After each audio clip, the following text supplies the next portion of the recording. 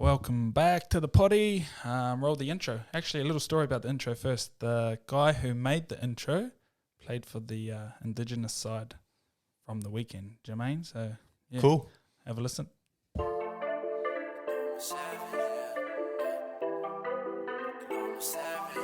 Yeah, they call me a savage. How I'm putting in work. I hustle and grind, I put in the time, get what I deserve. Savage.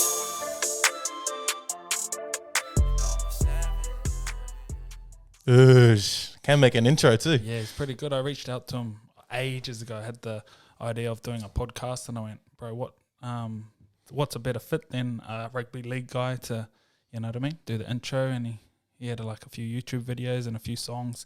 I actually sat with him 2 or 3 years ago next to him and Jordan Ricky at the table, and then Jordan said, he does some rapping, and then I was like, oh yeah, I checked him out, and fuck, he's actually good, bro. He's mean. And That's then mad. So yeah, just reached out to him and said, bro, can you do an intro for my potty? Bro, happy as to do it, and yeah, came off that, and I was like, bro, perfect, awesome. Doing well too, not on the field obviously. So Yeah, good. It's a good thing. thing. Played an Indigenous game, and it was good to catch up with him in one of the Aboriginal ceremonies on the Monday. They done all their. I like that stuff. It's good. It's, to learn about the Aboriginal culture and just a bit of their side of things and how they, they've managed their history as well. So it was cool. Give me a rundown of the week, bro. What did it look like? Okay, Start to so finish. Monday, coming to camp with all the COVID restrictions was in a bubble. So we had to rat test eat every day for the last 4 days leading into camp, and you had to return a negative result. And then we got to camp to the hotel at the Novotel in Sydney Olympic Park, and the nurses were there, and they rat tested us again Every day. to make sure we could actually go into camp. Firstly, I was pretty nervous because I was like, bro, if I get like with it going around, Later like, bolt. yeah, I'm like, and they might have said, oh, yeah, that guy was just lying on his previous 4 tests. He just wants to get into camp and get paid and hang with the boys. And I was like, please, just at least this one, just so you know. So you're not, of course. yeah, so we had to sit down and it came back all good. So, yeah, into camp. Monday was just all the boys were coming in camp. So they flew from Melbourne. They had chartered flights from Melbourne and Queensland, those guys coming down. So the Warriors in Queensland. And they came down, and then we sort of all got together on the Monday. Didn't do any training. I think they just done headshots, Channel 9 promotion stuff. The promotional stuff. Yep, Yeah. and then the training started Tuesday, do weights and field Tuesday, Wednesday, Thursday off, optional trainings, and Friday was captain's run. Captain's run, yeah. Captain's run, and then, Saturday game. So that was sort of how the week played out. How was the from your point of view? How's the experience? Especially going, I saw one of your videos. You were down Taronga Zoo or something. It was Taronga Zoo? Sydney Zoo. It's Sydney another Zoo, one sorry. out west. How was that experience? It looked cool, man. Yeah, man. There's something different about doing the cultural side. It's not rugby league, you know what I mean? It's that how do I explain it? Like, Bit more meaning to it. yeah, heaps more meaning, and having that culture, you're actually representing your own, Yep. you know, I hear you. culture Yeah, and race. So the Aboriginals, you know, and then the Māoris are very passionate and coming through. I think the guys coming through now, they've been through those Māori tournaments back in New Zealand, and it's, you know, it's culturally inside them, I think, and then to represent their whole country, like, it's another level, and it means a lot to the boys as well, I think, and all their families are super proud. All our staff were pumped just to, you know what I mean, and they get to represent our culture. So very proud to be Māori and for those guys to represent our culture on the field. And you could see on that Saturday night when, you know what I mean, do the haka before the game, like, Crazy, bro. just goosebumps, like, man, like, Would have just been, bro. even when they're doing it at training, like, just goosebumps. And yeah, man, it was cool for them to represent, like, our Māori culture. And have you been involved with anything like that? And what did you experience during that before? Yeah, just locally, like doing sort of the Naho FR in Sydney and being a part of Māori Rugby League and doing Māori tournaments coming through. Definitely with our culture, rugby league's probably one of the main or second main sports with rugby. So, a lot to do with Māori Rugby League, and it's just good to be a part of that whole experience as well. Mad. What do you think of the game? good. It's good, nice to watch. I was at a wedding on Saturday, but when I tuned in that last 25 minutes, mate, good footy. Times have changed. Like, it was a bit more scrappier when we were playing, right? Yeah. I feel like when I was playing in those Māori tournaments, but you can see the calibre of human, especially our Māori people and the Indigenous as well, that the calibre is just rising, just because, like we said before, the systems that they're in now, and they're learning a lot faster, they're a lot more confident, and which brings me to my next point, bro. The difference in professionalism between now and then is a lot different too during the camp. Who were the guys that really stood out, and who were the guys that you thought are mobile, are doing things that the other players aren't? Yeah, definitely. I was looking at it from my sort of perspective as well. And yeah, super impressed with the professionalism of the boys. Like, yeah, it's gone up a couple of levels since probably our playing days. They were really good on their recovery. Everyone ice bathed after every session. They just knew what to go through. It wasn't like, oh, do we have to do that? It was just, it's ingrained in them. And I felt like that 2 years ago when the Melbourne guys showed up to the Gold Coast camp, and they'd just methodically go through all their processes. And now it was sort of like everyone in the camp was doing that. So it seems like even like over the last 2 years, there was a big change. And do you think there's something to do with the culture down in Melbourne as well? Yeah, 100%. Okay. Like, they sort of set the bar on everything with their successes in rugby league, and it sort of showed me, okay, these guys are on a little bit on another level compared to the other teams that won the squad, and that was 2 years ago on Gold Coast. And now I felt like everyone was on that level this year. Like, you know, I could notice that difference, just those little things. Even with the boys' diets and that, they were on point. We had Maccas and Portos. Like, I didn't see anyone down there. Like, they could have been, but I'm pretty sure everyone was eating. Like, we had a high-performance manager who did all our food, and the food was great. Like, so the boys are on, eh?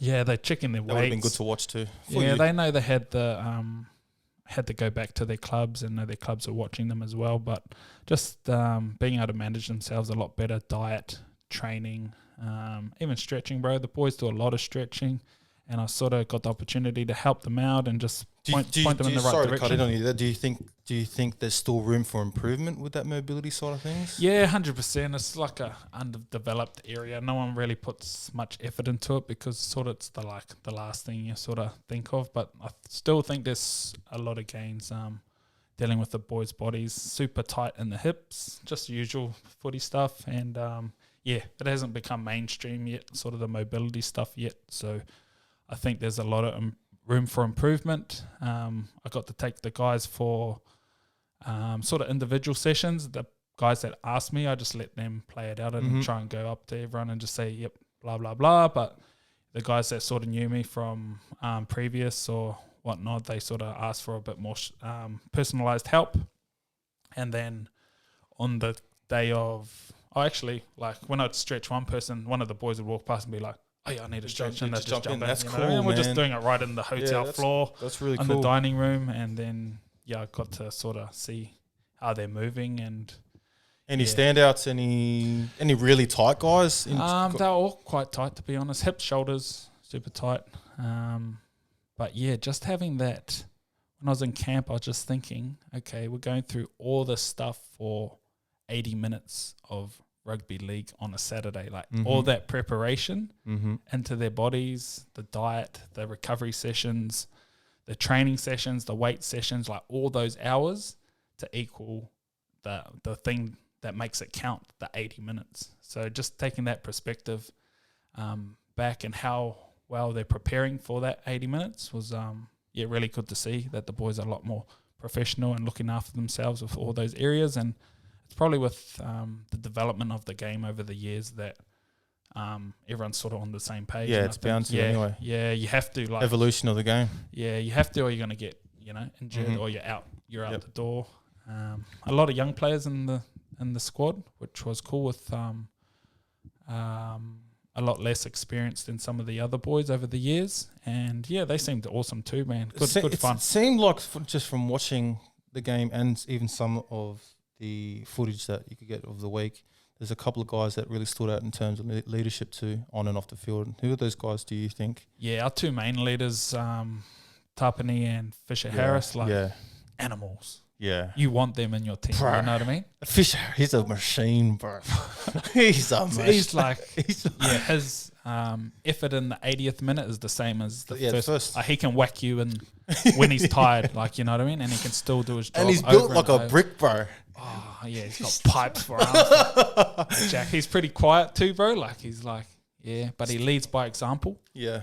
And I think with Penrith's success, man, having that, like, you know, that stronghold in the middle, like he's like one of those guys you want in your team, you can rely on, tough as, and does his job, you know what I mean? And, like, that's all you can ask from a front row, you know what I mean? And give us a rundown of, like, game day, bro. So, obviously, we've already had a bit of a yarn about this over the episodes, but right now, what are they doing the day of, and what was your experience first off leading into the game, and then what did you do during the game as well? Game day was wake up whenever. We still had to get the rat test done, and then we'd go down to Bricky, bit of a later Bricky because our game wasn't till 8 p.m. 8 p.m. You know, that's a long time to go through the whole day to peak. Process, yeah. You know, you got to peak at 8 p.m., so you got a whole long day to get through. And then we went for a morning walk. We had the footies with us just into the park. I actually got to take them through a mobility session, which was cool, and really enjoyed that.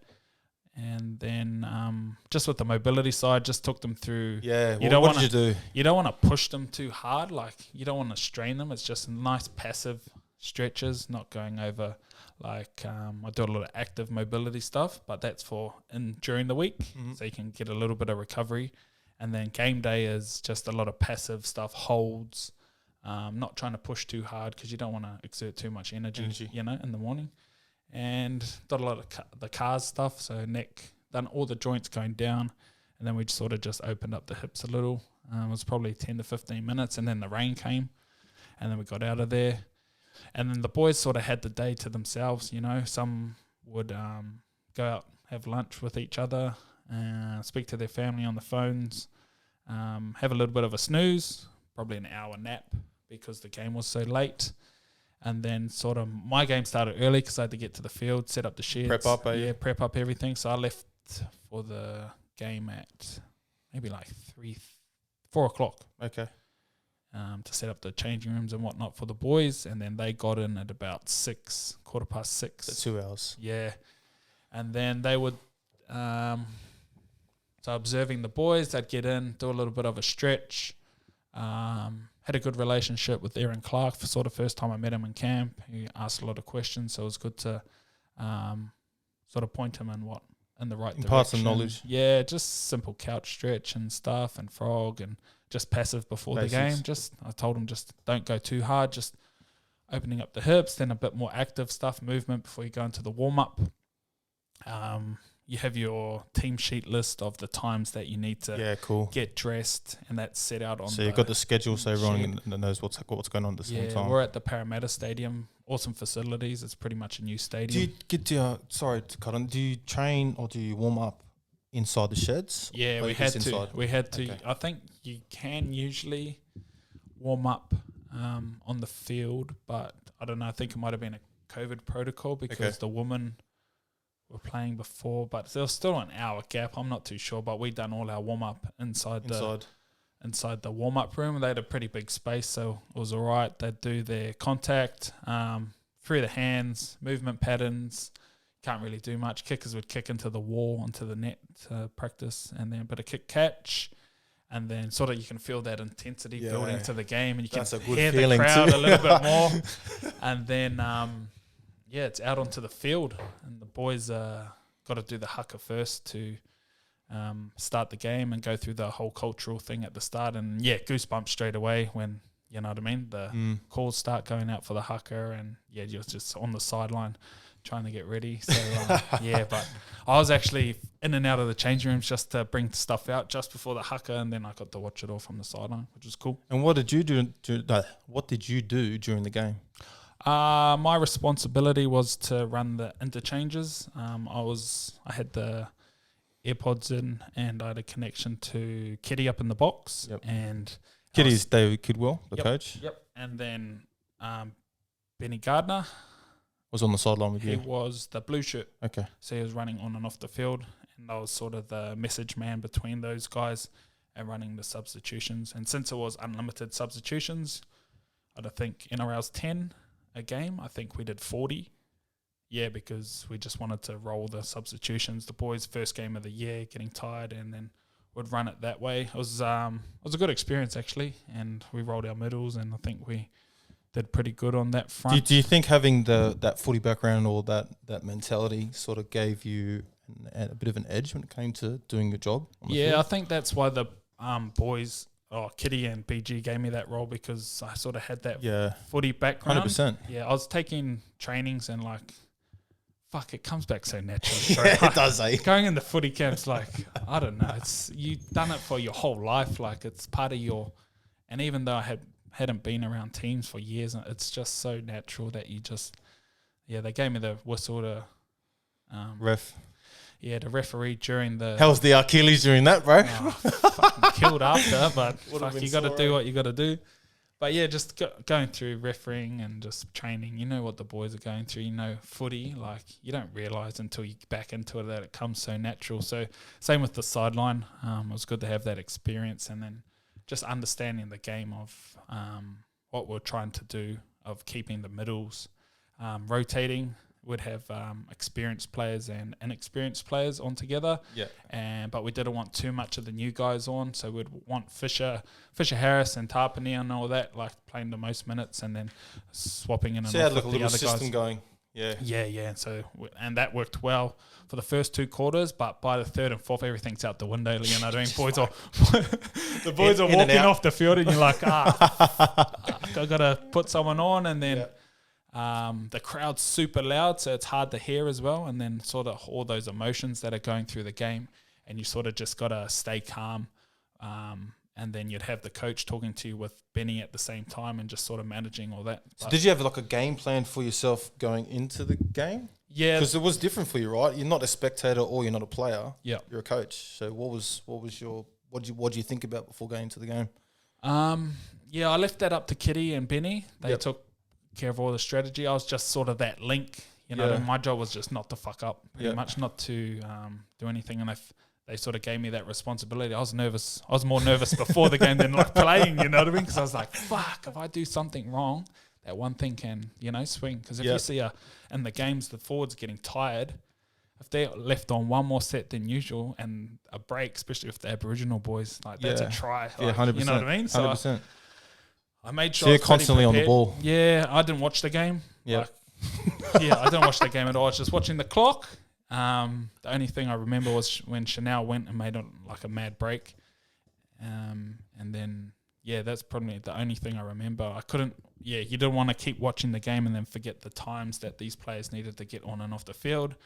I did just make sure, because also the physio and the trainer were giving me messages of how tired the players were or little injuries, and everything can just flip on on a dime, and the whole situation can change. If someone goes injured, then you got to put people on. But it sort of worked out all right. And then by the end of the game, the last quarter, when they went to the last play and they grubbed it through, and we ended up winning. I didn't even know the game had finished. I was that zoned in, bro. I was just like, man, what's the team for the next quarter? And next minute. But it was fun, bro. After that, it was a big sigh of relief, and pumped that the boys sort of played real well. And something that you'd want to do again, bro?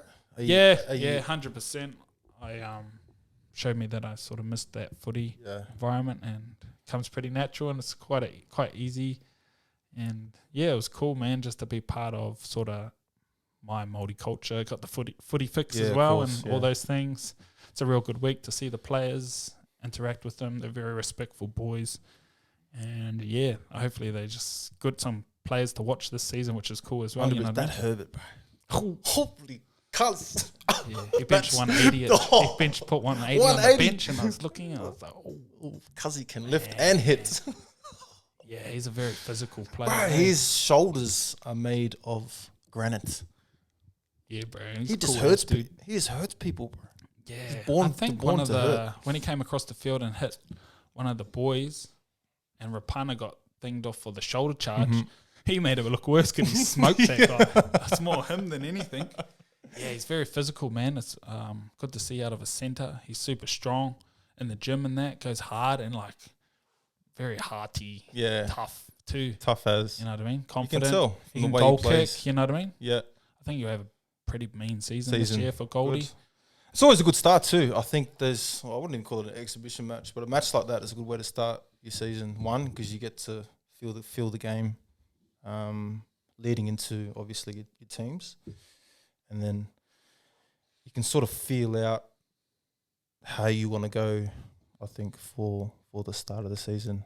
Whether you're fit enough, whether you're strong enough, how you're matching up with guys from other sides as well, which is always a good thing. You know what I mean? So I knew that whenever I played those Maori tournaments and anything like that when I was younger, it was always a good chance to see where I'm at compared to other guys. In my early years, I probably wasn't like that mentally, but as I started getting older, good chance to see what they're doing that's different to what I'm doing. Yeah, I think there's a massive difference from your time to these boys. Like the level of professionalism's gone up a lot, I find. Like even the young guys coming through. It's a good thing, man. Yeah, I think it's awesome. I think the boys are switched on. And like they're doing the right things, which is good. Good. Main little recap on the Māoris week, bro. Yep. Any questions? I think a lot of these guys would have some questions on top of that as well. Yeah, Insta's the good place to message me. I tried to keep up with the filming during camp, but it was hard. I had a job to do. Had to fill up the water bottles and make sure all that. Hands were full, bro. Yeah. Everyone deserves a break. Yeah. So that was all full. So had heaps of messages and appreciated the support from people and sort of tried to show a bit of behind the scenes that you don't sort of normally see. Even that, touch on that, the social media, we had a social media person with us and she did like behind the scenes stuff. So that's sort of a different thing. Yeah. Each team had their own social media person. Yep. And they'll do behind the scenes. Yeah, even that's different too, bro. Yeah, which is cool. The cultural side on the Monday was really good, and they got to cover that. We done the haka and the Aboriginals. That was a main haka too, bro. Yeah, I like that one. And they're thinking of taking it back to New Zealand next year. And something to look forward again, I reckon. Yeah, 100%. Like that'd be cool. It's been played here the last 3 or 4 years, and it'll be a good opportunity. That'll be a good crowd back there too, bro. Yeah, I like when I felt when the Aboriginals started there, you don't realise you're still in enemy territory. Even though the haka was like bang as soon as the Aboriginals started, or the their fan base was there, and it just like they were screaming and like whoa. That's and they even their cultural side, they've stepped it up over the years, and the last on the Saturday. It's good to showcase that stuff, bro. That was their best one by far. Yeah. And they had put a lot of work into it, and it was like, awesome. It's important, bro. There's so many players, like, if you look at the teams, 60 to 70% of the players are Indigenous. Yeah. You've got the Islanders, Māoris, and the guys that had this land before. Yeah, it's definitely a cool concept. Yeah, bro. And then, they give back culturally, and I think it's a good spectacle for the Aboriginals and the Māori. Like it's nearly probably the biggest platform that they will get for their culture in front of, I think it was 27,000 people plus all the people watching. Good feedback from everyone. Like, bro, I think keep it around. You know what I mean? Keep it around. Be awesome. I think they should bring in the Pacific Islanders. Yeah, I don't mind. A little trio. Yeah, and just keep the quarters. Yeah. Just It's just the clubs, like. Yeah, they don't want to give too much away. If you get one injury of one of your best players, your season's was there injuries from the game? Any of the Māori boys? Good. Well, sweet. There was a cut eye. That was a bit about it. That was probably the best thing as well. There was no injuries. I think maybe some HIAs from the Aboriginals. Okay. But we had just those head first tackles, bro. Shoulder charges. Yeah, it was a few scuffles in that match, which was always going to happen, bro. Yeah, passion, bro. Yeah, so both boys were good. Yeah, they were pumped to, after the huckers and all that. You're playing on emotion as well. And I think what did the bro say? Who? Was it Herbert that said, "Oh, the hucker was so hard Hurt my kidneys. Hurt my kidneys. Yeah, that's how hard they go in the haka. So I think they done the second one for the late Olsen Filipana. Yeah, he passed away. So they done one to the crowd to, show their respects for him, which was That's really a cool thing. Yeah, and all that. Yeah, very respectful culture, and I was sort of super proud to be Māori and a part of that rugby league. You know what I mean? Hopefully done everyone proud. Hard. You did, bro. It was good to watch from my point of view, man, and obviously good to talk about as well. 100. We done? Done and dusted. Done and dusted. Another one, bro, in the bag. Beauty. Check us. Ciao, bro.